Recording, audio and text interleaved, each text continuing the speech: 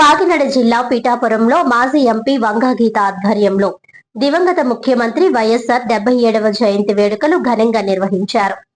ఈ సందర్భంగా వంగా గీత మాట్లాడుతూ ప్రభుత్వాన్ని సోషల్ మీడియాలో ప్రశ్నిస్తున్న వారిపై వరుసగా కేసులు నమోదు చేయడం కూటమి ప్రభుత్వం అవలంబిస్తున్న విధానమని ఆరోపించారు. తప్పు చేసిన వారిపై చట్టపరమైన చర్యలు తీసుకోవచ్చని, కానీ రాజకీయ కక్షతో వరుస కేసులు పెట్టడం సరైంది కాదన్నారు. రావణ్ సహా ప్రతిపక్ష నేతలను భయపెట్టే ఉద్దేశ్యంతో తప్పుడు కేసులు నమోదు చేస్తున్నారని విమర్శించారు. డాక్టర్ అంబేద్కర్ రూపొందించిన రాజ్యాంగం ప్రకారం చివరికి న్యాయమే గెలుస్తుందని ఆమె విశ్వాసం వ్యక్తం చేశారు. కూటమి ప్రభుత్వం చేస్తున్న అక్రమ అరెస్టులు, అక్రమ కేసులు, చట్టాల దుర్వినియోగాన్ని తాము తీవ్రంగా ఖండిస్తున్నామని, ప్రజలు తగిన సమయంలో సరైన తీర్పు ఇస్తారని వంగా గీత పేర్కొన్నారు.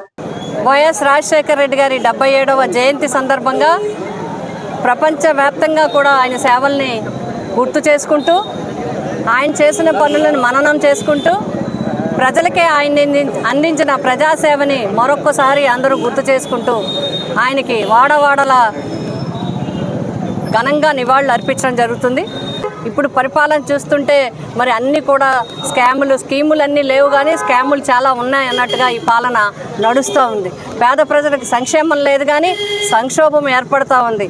ఏమీ అందక అన్నదాతలు మరి కౌలు రైతులు ఇబ్బంది పడుతున్నారు. ఒక పక్క ఎరువులు సరిగా అందవు, యూరియా సరిగా అందదు, పంటకి గిట్టుబాటు ఉండదు, రైతులకు ఎక్కడికి వెళ్ళాలో తెలియదు, పట్టు పరిశ్రమ ఇబ్బంది, కోళ్ళ పరిశ్రమ ఇబ్బంది, చేపల పరిశ్రమ ఇబ్బంది, అన్ని రకాల పంటల రైతులు ఇబ్బంది పడుతున్నారు. అదేవిధంగా ఫీజు రీఎంబర్స్మెంట్, మీరు ఒక్క విషయంలో నేను తెలియజేస్తా ఉన్నాను. మీరు ఫీజు రీఎంబర్స్మెంట్ ఇవ్వలేదు, నిరుద్యోగ భృతి ఇవ్వలేదు, ఇప్పటికొచ్చి ఏ కార్యక్రమాలు ప్రజల కోసం మీరు చేసింది కనబడలేదు. మొక్కుబడిగా చేసినప్పటికీ కూడా కేవలం లబ్ధిదారులు తగ్గించి మీకు కావలసిన వాళ్ళకి ఇచ్చే విధంగా చేసుకోవడం జరిగింది. అంతేకాదు మొన్న డిఎస్సి చూస్తే సంక్షోభం పడిపోయింది. మరి డిఎస్సి చూస్తే పూర్తి కరప్షన్తో జరిగింది. జగన్మోహన్ రెడ్డి గారి దగ్గర 3 లక్షల ఉద్యోగాలు ఇస్తే ఒక్క కంప్లైంట్ అంటే ఒక్క కంప్లైంట్ రాకుండా అందరికీ కూడా మరి చాలా చక్కగా ఎక్కడ కూడా అవినీతికి తావు లేకుండా ఇవ్వడం జరిగింది. మీరు ఇచ్చిన కొన్ని ఉద్యోగాలకి పరీక్షలు రాయకుండా కూడా ఉద్యోగాలు ఇచ్చే పరిస్థితికి ప్రభుత్వం వచ్చిందంటే విద్యార్థులు మరి చదువుకున్న వాళ్ళు ఎక్కడికి వెళ్ళాలనేది మేము ప్రశ్నిస్తూ ఉన్నాం. ఒకటి నేను ప్రశ్నిస్తూ ఉన్నాను ఈ కూటమి ప్రభుత్వాన్ని. మరి రాజశేఖర రెడ్డి గారు తప్పు, లేకపోతే జగన్మోహన్ రెడ్డి గారు తప్పు అంటారు. 2 సంవత్సరాలు అయింది. ఏది పెన్షన్? 50 సంవత్సరాలకే పెన్షన్ ఇస్తా అన్నారు.